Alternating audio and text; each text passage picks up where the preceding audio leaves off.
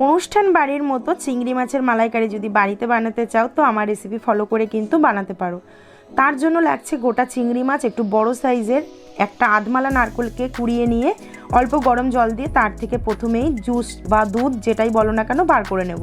তারপর কড়াইতে তেল গরম করে হলুদ এবং লবণ দিয়ে বড় বড় চিংড়ি মাছগুলোকে ভেজে তুলে নেব। হালকা করে ভাজতে হবে, একদমই কিন্তু কড়া ভাজা যাবে না। তারপর ওই তেলেই একে একে দিয়ে দেবো লঙ্কা বাটা, রসুন বাটা, আদা বাটা, পরিমাণ মতো লবণ, হলুদ গুঁড়ো, আর দিয়ে দেবো লাল লঙ্কার গুঁড়ো, মানে যেটা ঝাল লঙ্কার গুঁড়ো। তারপর লো টু মিডিয়াম ফ্লেমে মশলাকে খুব ভালো করে কষে কষে মশলা থেকে যখন তেল ছেড়ে যাবে তখন দিয়ে দেবো নারকেলের দুধটা। জল কিন্তু একদমই এই রান্নায় ব্যবহার হবে না।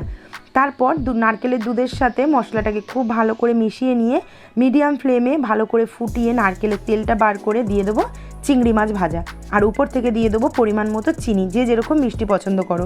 হয়ে গেল চিংড়ি মাছের মালাইকারি রেডি। ফুল ভিডিও দেওয়া আছে মাম্পির কিচেনে। টাটা।